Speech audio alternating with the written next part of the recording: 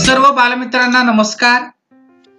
बालमित्रांनो, आज आपण इयत्ता 6वी मराठी विषयामधील पाठ क्रमांक 19 मले बाजाराला जायचं बाई या पाठाखालील स्वाध्याय आज आपण पूर्ण करणार आहोत। चला तर मग आपण स्वाध्यायाला सुरुवात करूया। यामधील प्रश्न पहिला आहे, 3-4 वाक्यात उत्तरे लिहा। यामधील पहिला प्रश्न, बाजाराला जायचे नाही असे बाई का म्हणतात? उत्तर, बाजारातून वस्तू प्लास्टिकच्या पिशव्यांमधून आणाव्या लागतात। वस्तू डब्यात भरून प्लास्टिकच्या पिशव्या फेकून दिल्या जातात। त्या गटारात अडकून नाल्यात तुंबतात, म्हणून बाजाराला जायचे नाही असे बाई म्हणतात। यामधील दुसरा प्रश्न आहे, कॅरी बॅगा इतरत्र फेकून दिल्याने काय घडते? उत्तर, कॅरी बॅगा इतरत्र फेकून दिल्याने गटारे तुंबतात, जनावरे त्या चारा म्हणून खाऊन मरतात, समुद्र किनाऱ्यावरची कासवांसारखी जलचरेही मरतात, शेतात पीक येत नाही, कॅरी बॅगांपासून सजीवांना धोका आहे। यामधील तिसरा प्रश्न, बाईच्या हरणीचे मरण का ओढावले? उत्तर, बाईची हरणी नावाची म्हैस होती।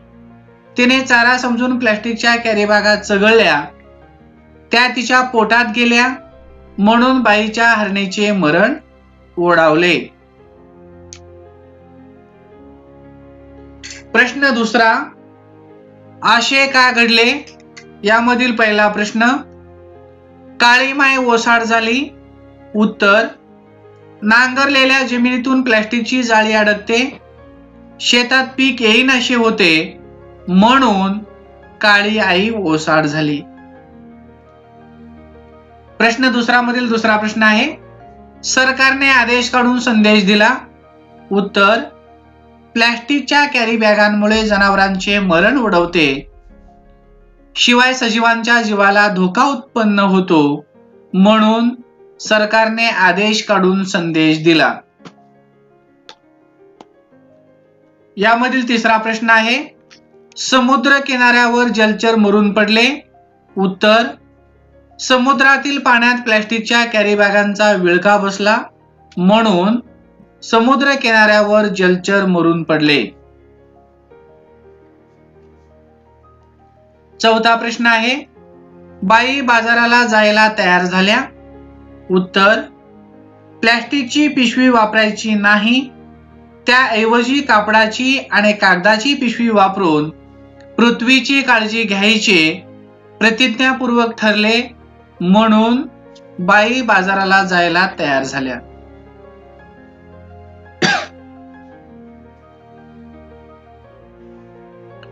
प्रश्न तिसरा, कोण कोणास व का म्हणाले? यामधील पहिला प्रश्न, सांग रे बाबा सांग, मले आठवत नाही, पेपरात आलंय तरी काय? उत्तर, असे तिसरा पहिल्याला म्हणाला, सरकारने प्लास्टिक नका वापरू असा संदेश बातमीतून दिला, हे पहिल्याने सांगितले, म्हणून तिसऱ्याने हे वाक्य उच्चारले। यामधील दुसरा प्रश्न आहे, प्लास्टिकची जाळी वरती आली असे बाई तिसऱ्याला म्हणाली, तिसऱ्याने काळी माय ओसाड कशी होते हे बाईला विचारले, म्हणून बाई तिसऱ्याला असे म्हणाली। प्रश्न पाचवा, तुम्ही किराणा दुकानात गेले असताना कापडी पिशवी घेऊन न येणाऱ्या काकाने प्लास्टिकची पिशवी मागितल्यानंतर तुम्ही काका व दुकानदार यांच्यातील संवाद लिहा। बालमित्रांनो, या ठिकाणी अतिशय सुंदर रीतीने संवाद दिलेला आहे। काका दुकानदाराला म्हणतात, माझा किराणा माल झाला ना काढून, आता मोठी प्लास्टिकची पिशवी द्या। दुकानदार, थांबा हा देतो। मी, दुकानदार काका अजिबात प्लास्टिकची पिशवी देऊ नका त्यांना। काका, का रे बाळा, या वस्तू घरी कशा नेऊ? मी प्लॅस्टिकच्या पिशवीचे जादा पैसे देतो हवे तर? मी, प्रश्न पैशांचा नाही काका, पर्यावरणाचा आहे. दुकानदार, म्हणजे काय रे? मी, या प्लॅस्टिकच्या पिशव्या गटारात अडकतात, गटारे तुंबतात, रोगराई वाढते. काका, एका पिशवीने का आभाळ कोसळणार आहे? मी, तसं नव्हे काका, हे पहा, सगळ्यांनीच असा विचार केला तर मग अनर्थ होईल. काका, तो कसा रे बाळा? मी, काका, तुम्हाला माहित आहे का, प्लॅस्टिक खाऊन गुरेढोरे मरतात, समुद्रातील जलचर मरतात, आपल्याला सुद्धा धोका निर्माण झाला आहे. काका, असे का? बरे, मग वस्तू कशात घेऊ? मी, कापडी किंवा कागदी पिशव्या वापरा, मी तुम्हाला विनंती करतो. काका, पटलं बर मला, आजपासून मी प्लॅस्टिक पिशव्या वापरणार नाही आणि दुसऱ्यांनाही पटवून देईन. दुकानदार, मला एक कापडी व कागदी पिशवी द्या. दुकानदार, ह्या घ्या. मी, थँक्यू काका. दोन्ही काकांना थँक्यू. दोघे, तू कशाला थँक्यू? आम्हीच थँक्यू. प्रश्न 6. ओला कचरा व सुका कचरा यामध्ये कोणकोणत्या वस्तूंचा समावेश होतो याबाबत मित्रांशी चर्चा करा व त्यांची यादी तयार करा. सुका कचरा, कागदाचे कपटे, केसांचा गुंता, टरफले, छिलके, टाकाऊ घनवस्तू. ओल्या कचऱ्यामध्ये पहा, ओला कचरा, कागदाचे कपटे, उरलेले वरण, चहाची, कागदाचे कपडे ओल्या कचऱ्यामध्ये नाही येणार. उरलेले वरण, चहाची पत्ती, ओल्या साली. प्रश्न 7. प्लॅस्टिक पिशव्यांचा वापर बंद केल्याने कोणकोणते फायदे होतील याची कल्पना करा व लिहा. उत्तर, गटारे तुंबणार नाहीत, सांडपाण्याच्या वाटा मोकळ्या होतील, शेतांची हानी होणार नाही, गुरेढोरे मरणार नाहीत, समुद्रातील जलचर जगतील, रोगराई होणार नाही, पर्यावरणाचे रक्षण व संवर्धन होईल. प्रश्न 8. शाळांमधून प्लॅस्टिक कचरामुक्त अभियान हा उपक्रम राबवला गेला. प्लॅस्टिकचा कचरा गोळा करताना तुम्ही कोणकोणत्या वस्तू उचलल्या ते लिहा. उत्तर, प्लॅस्टिकच्या पाण्याच्या बाटल्या, प्लॅस्टिकच्या छोट्या मोठ्या वस्तू, प्लॅस्टिकच्या पिशव्या, प्लॅस्टिकच्या मोडलेल्या बाहुल्या व इतर खेळण्या, प्लॅस्टिकच्या दोऱ्या, वायर्स व इतर वस्तू. बालमित्रांनो, या ठिकाणी प्लास्टिकच्या ज्या ठिकाणी आहे त्या ठिकाणी तुम्ही प्लॅस्टिक असं लिहिणार आहात.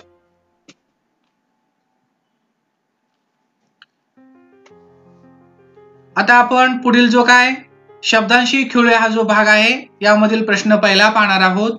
पुढील शब्द प्रमाण भाषेत लिहा.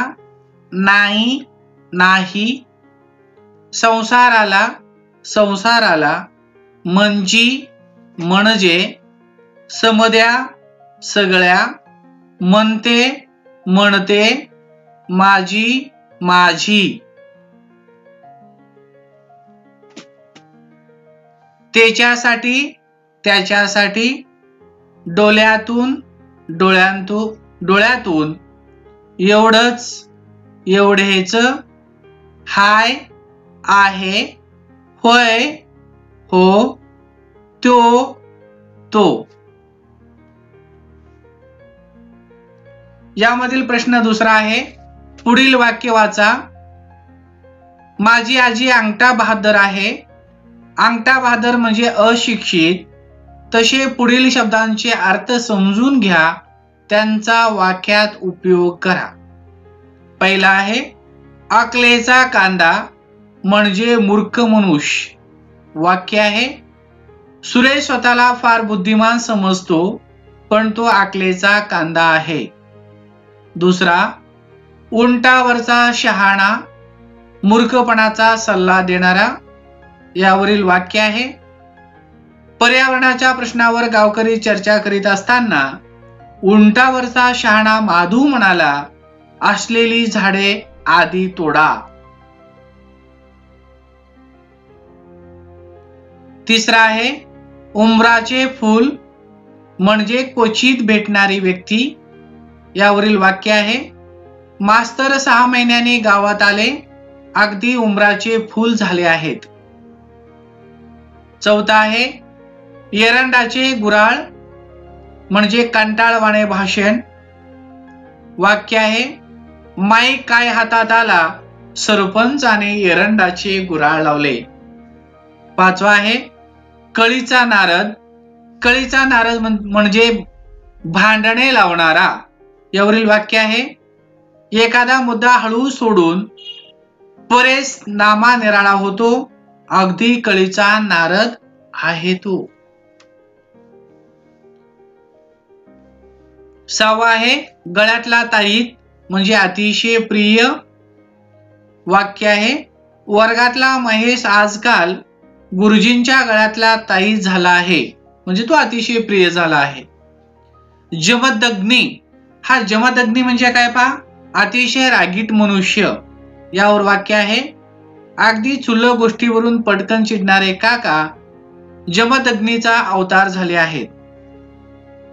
ऋषीचं नाव आहे. आठवा आहे झाकले माणिक, साधा पण गुणी मनुष्य, वाक्य आहे. सरिता जिल्ह्यात सर्वप्रथम येईल याची कुणालाच कल्पना नव्हती, झाकले माणिक होती ती. नववा आहे दीड शहाणा म्हणजे मूर्ख, यावर वाक्य आहे. कुठल्याही विषयात नाक खुपसणारा अरुण दीड शहाणा आहे. 10वा आहे लंकेची पार्वती. लंकेची पार्वती म्हणजे अंगावर दागिने नसलेली स्त्री, यावर वाक्य आहे. लग्नात सोन्याने मडलेली शोभना 1 वर्षात अगदी लंकेची पार्वती झाली, म्हणजे अंगावर असलेले सर्व दागिने विकून टाकली. आता पुढील प्रश्न पहा. काळाचे मुख्य 3 प्रकार आहेत. पहिला आहे वर्तमान काळ, भूतकाळ, भविष्यकाळ. आज आपण जे पाहणार आहोत तर ते वर्तमान काळाचे 4 उपप्रकार पडतात. यापैकी पहिला आहे साधा वर्तमान काळ, दुसरा आहे अपूर्ण वर्तमान काळ, तिसरा आहे पूर्ण वर्तमान काळ, चौथा आहे रीती वर्तमान काळ किंवा चालू पूर्ण वर्तमान काळ. प्रश्न चौथा, पुढील तक्ता पूर्ण करा. पहिल्या कॉलम मध्ये आहे साधा वर्तमान काळ, दुसऱ्या कॉलम मध्ये आहे अपूर्ण वर्तमान काळ आणि तिसऱ्या कॉलम मध्ये आहे पूर्ण वर्तमान काळ. पहिलं वाक्य आहे आजी भाजी विकते. आता हे साध्या वर्तमान काळामधील वाक्य आहे आणि याच वाक्याचं अपूर्ण वर्तमान काळामध्ये कसं होईल पहा. आजी भाजी विकत आहे म्हणजे विकण्याची क्रिया चालू आहे. पूर्ण वर्तमान काळामध्ये आजीने भाजी विकली आहे म्हणजे विकण्याची क्रिया पूर्ण झालेली आहे. दुसरं वाक्य आहे सोनार दागिना घडवतो. सोनार दागिना घडवत आहे, सोनाराने दागिना घडवला आहे. तिसरा आहे आज पाऊस आला, आज पाऊस येत आहे, आज पाऊस आला आहे. चौथं वाक्य आहे अजय सहलीला जातो, अजय सहलीला जात आहे, अजय सहलीला गेला आहे. पाचवं वाक्य आई बाळाला भात भरवते, आई बाळाला भात भरवत आहे, आईने बाळाला भात भरवला आहे. खालील चित्राचे निरीक्षण करा. चित्रातील हे दृश्य पाहून सूचनांचे फलक तयार करा. यामधील पहिलं वाक्य आहे कुठेही कचरा टाकू नका. दुसरं वाक्य आहे कचरा कुंडीत कचरा टाकू नका. या ठिकाणी फलक तयार करायचा आपल्याला. तुम्हाला पुस्तकामध्ये या ठिकाणी चौकट दिलेला आहे. वहीमध्ये लिहित असताना देखील तुम्ही चौकटी आखून आधी कुठेही कचरा टाकू नका, व्यवस्थितपणे लिहा आणि बरोबर ते त्याभोवती चौकट काढा. म्हणजे आपल्याला हे जे फलक आहे तो फलक या ठिकाणी आपण तयार करणार आहोत. सुंदर रीतीने तो फलक तयार केल्यासारखं तुम्ही प्रथमतः चित्र काढा किंवा कोष्टक तयार करा आणि त्या कोष्टकामध्ये या सूचना आपण लिहिणार आहोत. कुठेही कचरा टाकू नका, कचरा कुंडीत कचरा टाकू नका. कुठेही कचरा टाकू नका, या ठिकाणी टाकू नका असं झालेलं आहे. कचरा कुंडीत कचरा टाका. पाणी वाया घालू नका. कचरा गोळा करणाऱ्या विद्यार्थ्यांना सहकार्य करा. बागेची स्वच्छता राखा. खालील चौकटीत काही म्हणींचे अर्थ दिले आहेत, ते वाचा. त्यावरून म्हणी ओळखा व लिहा. पहिला आहे, न आवडणाऱ्या माणसाने कितीही चांगली गोष्ट केली तरी ती वाईट दिसते. त्या व्यक्तीचे काम आवडत नाही. उत्तर, नावडतीचे मीठ अळणे. दुसरा आहे, एखाद्या माणसाला काम करता येत नसले की तो कारणे देत असतो.